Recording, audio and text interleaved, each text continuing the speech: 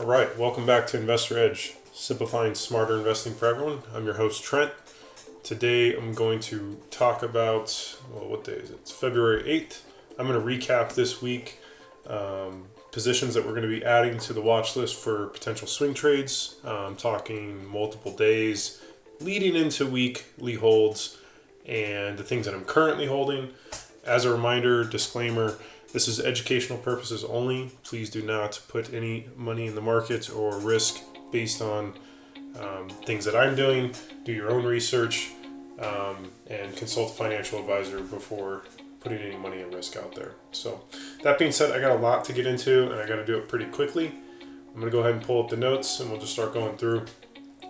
My current swing positions, you can see this in previous video as I talked about, and I'm holding still. Meta I have at 704.62, KGC at 1170, and GE at 202.48. So let's just kind of recap broad market. What did we have as of this week? So as of February 8th, U.S. stock market exhibited resilience despite facing several challenges, including recent tariff announcements and mixed economic data. S&P 500, Dow Jones both declined by about 1%. Donald Trump's statement implementing, tariffs, various countries, adding some weight into that volatility as we've been talking about. Additionally, something big I think that we need to consider, and this is going to lead into my cautiously optimistic standpoint for broad market sentiment. Still bullish overall, and always focusing more on the long side of things. But the University of Michigan's Consumer Sentiment Index dropped to a 7-month low, and we're going to talk about why this, means something. Now, inflation expectations are, to rise to 4.3%. It's the highest since November of 2023. So definitely something to consider. You can see my source there. Despite these headwinds, I coined the phrase bounce back ability. The markets are resilient constantly, and until that changes, don't try and be against that, right? I think earnings are still strong. However, guidance has been weak in certain areas. And until that changes, you're going to still see this volatility. But overall, there's still some strength in things. And that's what I talk about here. Strong corporate earnings, particularly among the value stocks, and investor optimism regarding, some of these policies. So we'll see. So why does this report matter? Well, consumer sentiment index dropped to the low of 7 months. This signals that people are less confident about the economy, right? While stock market doesn't, is influenced by all these factors. So we have to keep that into consideration. With that expectation, why does this matter to the markets? When people feel uncertain about the economy, there may be reduced spending, which therefore will begin to affect earnings later down the road. But in the, prior to that, any news of people pulling back, it could hurt economic growth, right? So that's going to lead into specific sectors, but overall, it's it's something to just keep in consideration. If consumers are expecting, prices to rise, this could also affect, the Fed reserve policy, right? Where we may continue to see keep interest rates higher for longer, which could hurt growth stocks and especially the rate-sensitive sectors like tech and real estate. I just mentioned the bond inflation, what that does. I'm not really into bonds. I just think it's just worth adding to my notes, but the overall decline in sentiment could be temporary. Strong earnings, ultimately is going to most likely offset that. Bearish, kind of take on it. If inflation expectations remain elevated, Fed becomes more aggressive with interest rates, it could hurt equities in coming months, right? That's kind of what we're getting the gist of or thinking about. So let's just talk about looking ahead. Several key events coming up. Nothing really next week. FOMC's meeting, or next scheduled meeting, is March 18th to the 19th. Fed minutes for the last meeting are going to be released on the 19th, so that's still a couple weeks away. Big earnings, key earning reports coming up this week. We have McDonald's expected to release, Shopify on the 11th, AppLovin on the 12th, Palo Alto Networks on the 13th. I will definitely be putting these on my day trade type watch list. I'll probably be in some of them, whatever those setups or volatility looks like. But earnings tends to bring volatility, right? And as a day trader as well, that is something you always want to be in because of the volume and the flow. Now, let's see here. Given the upcoming reports, key economic indicators, we're going to, continue to see some volatility, right? Just a matter of focusing on which way is the market going and continue to pick a direction. My reasons for optimism: despite negative news, tariff concerns, weaker consumer sentiment, the market has shown resilience overall, right? And we're going to see that in a couple of key things. Again, big focus is always earnings. If earnings is still good, just because guidance may be flat or kind of bleak, it's just a matter of finding where is that money flowing to when you're talking strength. We still have a lot coming up this week, so let's just skip down to, this is my updated watch list. I'm going to stay bullish because I expect market to maintain general uptrend with some pockets of volatility. We have tech, industrials continuing to lead, especially with positive earnings. What I want to see is a change in guidance for some of these companies, hopefully, right? That's, you want to have positive guidance as well, not kind of some of these negative takes that we've been getting for certain ones that have really impacted some of these, sell-offs in certain tech areas. So, and I'll talk about how I got to these, but I'm just going to go through them pretty quick. NVDA made its way to my number one watch. I didn't want to trade anything in it this week. It had that big sell-off a couple weeks ago, but we'll look at it on the chart. So both a technical and a macro kind of, take on it, or a broad market type take on it. Really strong rebound. This could be setting up for bullish recovery, despite being down on the month. Just last week it really grinded its way higher, and you'll see that, like I said, on the chart.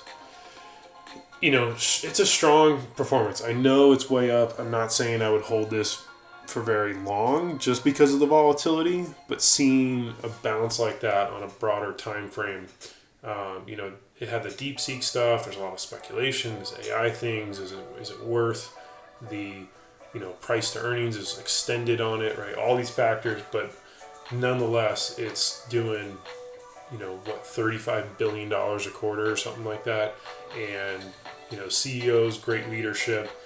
He really gets the thing moving, and there's a lot. There's just the stock doesn't lie. It's up so much for a reason. There's so much bigger investment behind it. But just for the shorter time frame, I really like how it bounced. I definitely think if it maintains that, I want to continue to buy into some of that strength. And it's going to pop higher and higher because people, there's a lot of people just going to be trying to short it. But until earnings and until bigger reports come out, larger investors are taking money off the table. They might be, but they're not going to be selling, they're going to be getting out at the top, right? Volatility is going to maintain, but I just really like how strongly it recovered this week. Let's see, yeah. If tech, recovers next week, NVIDIA is going to be the one to drive it too, right? So it's always impacted the Qs. Palo Alto, I know that it has earnings coming up on February 13th, so I wouldn't be in it necessarily beforehand. I'll probably be day trading it, but I think this is going to be one to maintain beyond earnings, especially with, if the tech, continues to recover beyond this. I just really liked the setup that it kind of did this week.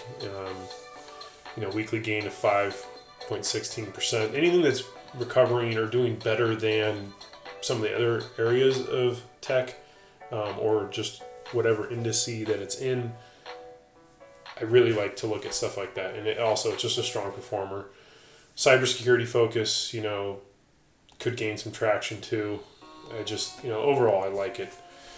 SSNC Technologies Holdings, why does it stand out?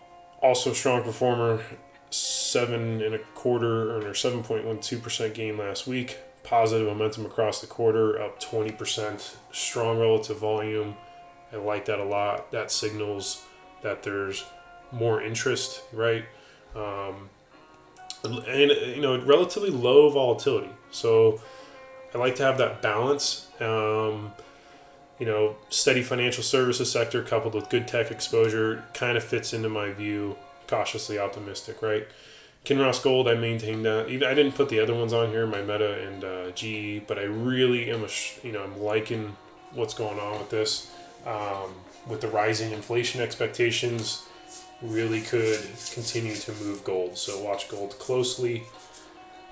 Could provide a huge, good hedge against everything. But overall, with some of the uncertainty, some of the, this is where I kind of play that backside of it too. Again, cautiously optimistic. Some of that stuff, could continue to, filter in and affect the gold continuation. So let's see here. JP Morgan also stands out. Really strong week. Solid long-term returns. It's up 57% year over year. I think post-earnings it kind of bounced around a little bit. I think it sold off, but chart-wise just looking like strong recovery. It's JP Morgan, right? Kind of a safe play. Financial sector has been outperforming. They're the leader, right? Buying to strength in the sector, strength in the stock. Strong financial results, broad market resilience. I think financials could continue that grind higher. Artista Networks, ANET, up about 3% in the week. Strong year-to-date returns, higher relative volume. I like that a lot. That always, when I'm talking anything short-term, relative volume is key. Macro alignment of tech sector continues to show further strength. Could be part of that industry-specific catalyst and broad market recovery. So, and then I just maintain Meta and GE as I hold until I see any downside or technical changes. All right, got to that quickly. Let's pull up the charts so I can, and I'll start with NVDA. Here is my view from after I screen things. I like to look at the weekly chart. And yeah, look at that, prior week, that gap down, that was DeepSeek, right? This was that whole report that came out, some other tech earnings. But on a weekly time frame, always zoom out, right? And you want to buy in based on larger time frames. If you're talking days, you want to look at weeks. If you're talking weeks, you want to look at months. That's kind of my view on it. Start, bigger, zoom out, and then zoom in. I just love that recovery. It's just... wow. Really engulfing that previous one. Are we going to try and, am I thinking this is going all the way to 150 next week? No. But I think if it continues to retest, and I'll look at shorter time frame supports that I like, that are trending, I'll probably be starting some positions on that. Ultimately, what I'm going to look for is probably to be selling closer to fill that, this bigger extended gap, right? It's already at this 130 mark. Is going to be key next week. What is it going to do between 125, 130 type range? Are we going to set up to continue higher to 140 plus? And that provides good, support and resistance within that. So let's just look at all of them real quick. So I got NVIDIA there. Let me zoom or go down. Palo Alto.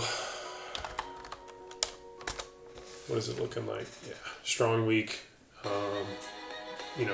Definitely previous week, that sell-off did not look great. MACD starting to turn. That's on my moving averages. A lot of people familiar with MACD. Obviously, you would like that to be on the other side. We got the earnings coming. I'm not saying I'm going to be swinging this, but I think it's starting to show that recovery. It's been a strong performer, and it bounced off of, longer time frame. And I could definitely be seeing this break into 200 plus and continue to retest those all-time highs. So definitely add that to watch. I'll definitely be day trading because it's going to be moving, right? It's going to be volatile for sure. What way? I don't know, but I'll definitely be trading. SSNC, just a monster week. Heck, just great volume. Beat on across the board. Going to be more of a, riskier type swing, right? But with that type, what really gets me interested is just the volume behind it, supporting that.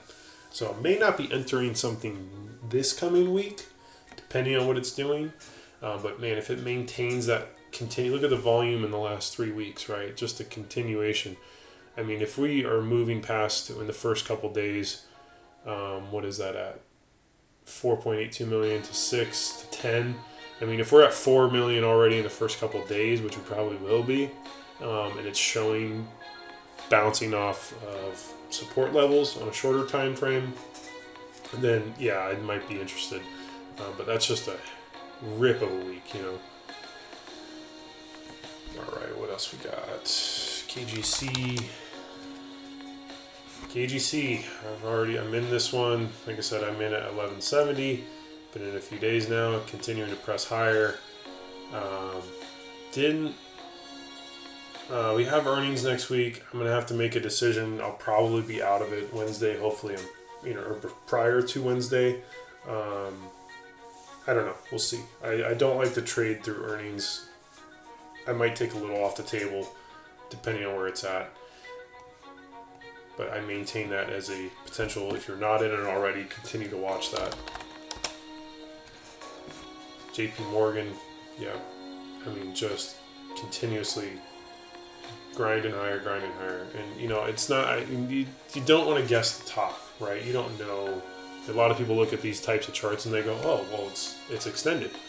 You're right, but that doesn't matter. People were saying that down here at 180, right? It's at 280 now. Well, earnings has continued to beat,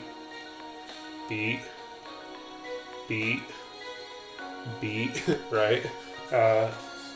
So that, you know, don't focus on that. Yeah, we might get it might begin to sell off at some point up here in these levels. But again, I'm talking holding over a couple nights. Not looking at it. I'm not saying these are going to be like buy now, hold for months. That's not the point of my shorter time frame swing trades. I'm looking a couple of days, maybe up to a week. And again, what I'm looking at is for it to pull back and to test levels, and we'll zoom in at that on the types of levels I look for. ANET. Yeah, looking pretty good. This thing can really get moving. Strong volume last couple weeks. Really get recovered that previous week from sell-off, and yeah, it seems like it's going to continue to want to move higher, possibly get back up into the 130 range. So I like it. And we'll just honorable mentions. So the ones I'm already in, Meta, yeah, continuing to press higher highs, right? I continue to see that. GE, kind of same thing. I want to see this continue to move higher. It also ties into that more defensive type play. So we'll see. Now let's pull up my shorter time frames and how I'll be trading these. I'm probably just going to go over a couple. So I use anchored VWAPs for previous weeks. I'll probably be moving these slightly, but as you can see, as of close Friday, this is a 60-minute time frame. No extended hours turned on. I just focus on the intraday type view. This red line was key. That was more, obviously I wanted to see it beyond. And it did. It sold off a couple times above it, right? There was some selling pressure bringing it down, potentially looking for continuation to the downside. Ground higher, or grinded higher. Now we start to see these a little bit quicker time frames. These are also anchored VWAPs from prior days. You see that trend, right? We're starting to move above that longer time frame that's anchored off of a week or so ago. And what I want to see is things like this continue to bounce and test those levels. If it gets down in here, that'll probably be my indication. Not saying it's going to be at 122.17. This is ever slightly changing, right? And what is its volume weighted average price? It's considering price action to volume ratio. That's why I like them, because it's factoring in two things you should be most concerned with when you're talking trading, is volume and price. So wherever this starts to set up, but I want to, if I'm seeing things like that, because I'll be able to do it on a shorter time frame, even beyond, or within 60 minutes, buying pressures at those levels into the close or midday at the open, whatever it may be. Continuing to see that, that'll be my indication to buy in, add position, add more size as it continues to test those levels. Ultimately, with the expectation to swing after, or to get out after it makes moves into the range that I, the profit margins that I want to achieve. So let's just run through the other ones quickly. But I mean, that's pretty much it. It's kind of in a nutshell. I want to see it test those levels and have strength. Same kind of setup within Palo Alto. Got below that key level, or what I saw is, it's an anchored VWAP off of that Monday or whatever it was from a couple weeks ago during the volatility, and we can see it got back to it a few times, sold off, tried to kind of reclaim, sold off, but now last couple days flatlined, retested, got through, gapped up. That tells me there's buying, supporting that. And now shorter time frames starting to move higher. Ideally, I want all of these. I want the shortest time frame on the top and the other one below, and that'll confirm we are continuing a trend. And what I'll look for is entries to test any of those levels, and I'll have stops marked below. So same kind of concept. We're starting to see that strong recovery. Is it going to continue? That's what I want to find out. And the only way we're going to know is it's got to come back and retest certain areas, or these need to catch up, right? Based on volume and price action. So what do we got? SSNC. Yeah, you can see all of them trending above, huge gap, consolidate, buying pressure. Looks like it wants to continue to move higher. Friday, a little extended for me. I'll probably wait a couple days, but I want to see. I added it to the watch just because of that really strong week, and it's been a strong one, the last quarter, and that heightened relative volume for the week being 3 to 1 type ratio, definitely going to be in my interest. I mean, it's up, 2.5% after hours as well, so I like it. Find support and, look to enter is kind of the name of the game. Here is my KGC. This is the day I bought, and kind of where we're at. Continuing to trend higher, kind of tested in those ranges, got above, broke back through, kind of a little range bound right now. I want to see it maintain. I like that the MACD is kind of cooling off on a shorter time frame of the 60 minutes, but eventually I want to see that start to turn and the volume continue to close strongly, or go stronger into the close. So, but we will see, and I have to make a decision prior to earnings. So JP Morgan, same thing. You see this kind of uptrend, right? Strong recovery after getting through that, and the shorter time frame starting to grind above, stock itself moving higher. It's just kind of indication.